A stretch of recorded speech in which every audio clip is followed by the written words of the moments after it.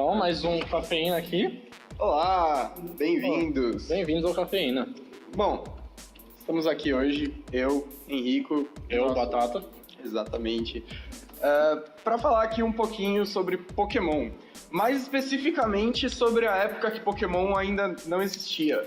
Falar um pouquinho antes disso, né? Bom, quer falar alguma coisinha? Até porque a gente tem que falar que na época dele, querendo ou não, ele foi algo totalmente diferente, né? Já é algo pra gente puxar o primeiro assunto. Sim. Bom, essa época que lançou o Pokémon, que foi 1996, tinham alguns JRPGs, assim, bem famosos. Por exemplo, vocês já devem ter ouvido falar de alguma coisinha chamada Final Fantasy, Chrono Trigger, Earthbound. Então, assim, era um mercado um pouco difícil de se competir, certo? No termo de JRPG. Sim, sem contar que a gente tá falando de um mercado que era muito focado na história, em como você interagia com o seu personagem, né? Sim, exatamente. E o Pokémon, ele foi muito legal, porque ele trouxe essa diversidade no gameplay, né? Porque quando a gente pensa na maioria dos JRPGs, ele tem essa coisa da história. Então, os personagens que entram na sua PT, eles geralmente, são pré-setados, ou você tem uma lista que você pode escolher. No Pokémon, todo inimigo que você encontra, ele pode fazer parte do seu time. Isso é muito legal, porque, todo mundo devia pensar, nossa, eu só posso jogar com esses personagens. Ou, eu posso trocar esse por aquele, mas esse ainda tá aqui. Pokémon não, você pode jogar fora, você pode utilizar, guardar, treinar, deixar ele treinando com outra pessoa, que era o famoso Daycare. Sem falar que a gente podia trazer isso pro mundo real, né? Porque por causa do Link Cable, que vinha com Game Boy, era possível você deixar um Pokémon treinando com seu amigo, seu vizinho, seu colega da escola. Você virava assim, olha, eu não tô com tempo, tenho muito trabalho pra fazer, você tá aí, você é vagabundo, você vai, treina Pokémon pra mim, mano.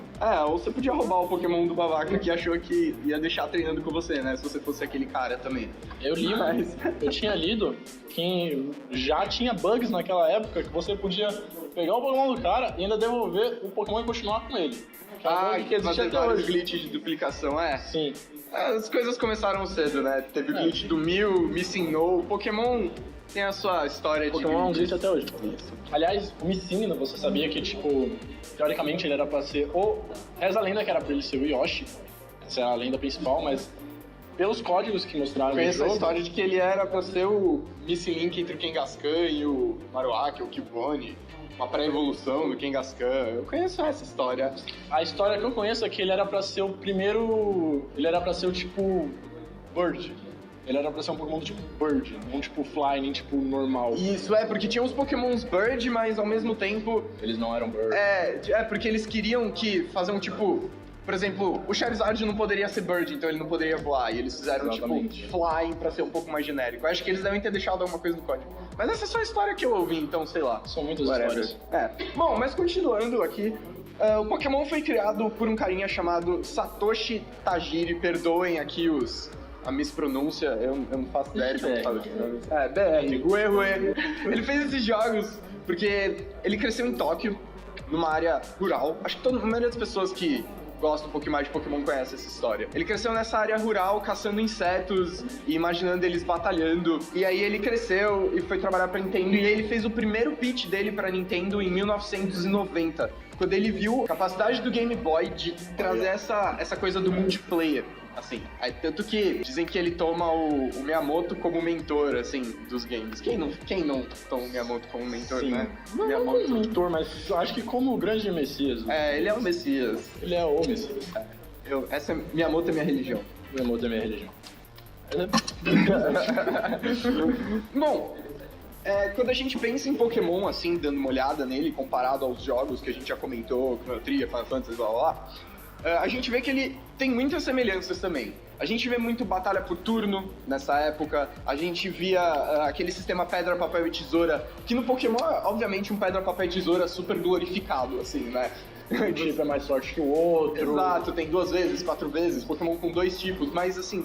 Se a gente... não tinha ainda os 2 tipos. Não, tinha Pokémon Charizard, Fire e Flying. Então, uma coisa que é interessante da gente falar também é que, se a gente for pensar, Pokémon foi criado pra vender o Connect Cable. Exatamente, e se vendeu. Caralho. Olha só, você vendia 2 jogos e 2 consoles juntos, todo mundo ia poder jogar. Então, como a gente tava falando, o Connect Cable foi muito interessante porque você sempre tinha um amiguinho pra jogar. seu amiguinho tinha Pokémon, tinha o Connect Table, vocês podiam batalhar, vocês podiam trocar Pokémons. Como a gente já disse antes, você podia deixar o seu Pokémon treinando com o amiguinho, ou ser roubado. Isso, é. Uma das coisas também que serviu pra vender o Linkable era o fato de ter duas versões, né, do jogo. Sim. Que é o mesmo jogo, só que com Pokémons diferentes. Isso era o que forçava você a interagir com as pessoas. Se a gente for pensar, ele vendia o jogo muito mais, porque a pessoa não quer querer só um dos jogos. Ele sempre quer querer os dois. Em algum momento ele quer querer os dois. Seja pra botar um pro irmão, ou seja porque eu quero completar o jogo 100%. Não sei. A gente consegue ver também que conforme foram indo os anos e as gerações de Pokémon foram vindo, segunda, terceira, o Encanto, todas aquelas regiões, os spin-offs, eles sempre mantiveram isso como o selling point do Pokémon, entende? Essa ideia da variedade, do multiplayer. Porque se você tira isso, eu acho que, principalmente se a gente for rodar hoje, assim, entende? Ele tem, obviamente, um sistema de combate que se desenvolveu. Ele não é, na minha opinião, ele não tá a par, assim, do que os JRPGs de hoje trazem, tipo, Xenoblade Chronicles. Ele realmente é tipo uma parte. Até porque ele é um ao contrário próprio de muitos nicho, né? RPGs que foram muito pro lado, tipo, vamos transformar mais action, deixar mais frenético. Sim. Tanto que vai ter, por exemplo, Final Fantasy VII, vai ter remake, não vai ser mais em Exatamente. turnos. O Pokémon continua em turnos, o que é muito legal. É legal, mas tem o rumor de que quando vier o Pokémon Switch, aí as coisas talvez possam mudar.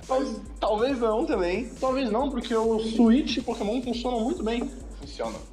Porque o Switch é um console que você pode levar pra qualquer lugar, e Pokémon é um jogo que você pode jogar em qualquer lugar. Justo porque ele é em turnos, você pode fechar tanto e levar. Exatamente. Sem falar também que, como a gente já viu na geração do DS, assim, os jogos de Pokémon com a tela touchscreen tem a interface do combate muito melhor, muito mais bem feita, muito mais fácil de usar. É muito melhor, é muito mais legal, o combate fica mais detalhado, o que me deixa muito animado, até pra algum Pokémon possível que possa vir pro Switch, imagina isso. Né? Será que vai ter os remakes pro Switch? Quem sabe? A partir daí a gente só pode sonhar, né?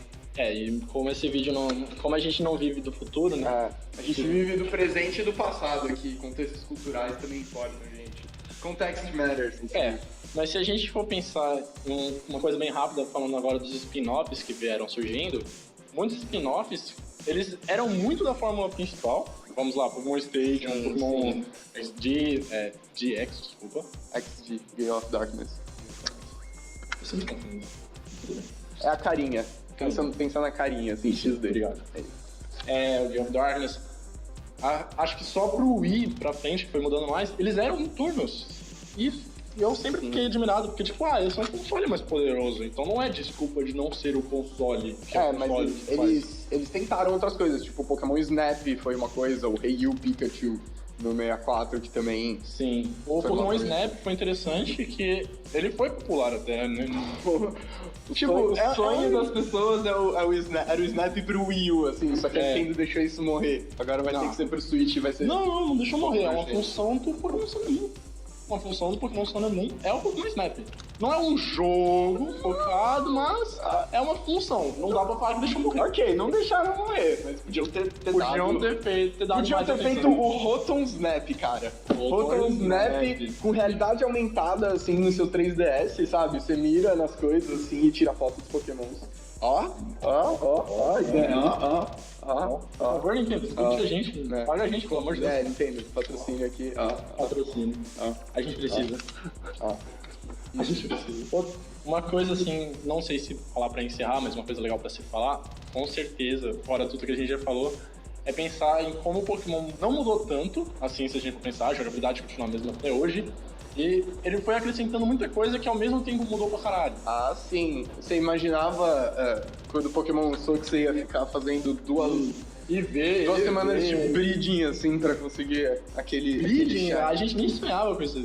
O que era breeding? Pokémons transam. É isso, produção. Pokémons transam e tem filhos e ovos. Vocês já viram Wailord versus Skitty? Isso é um meme, gente. What the fuck? É isso, gente. Obrigado pelo cafeína de hoje. Muito obrigado. Se inscreva no canal, deixe seu like se gostou e dê sua opinião sobre o jogo original de Pokémon e como ele se tornou.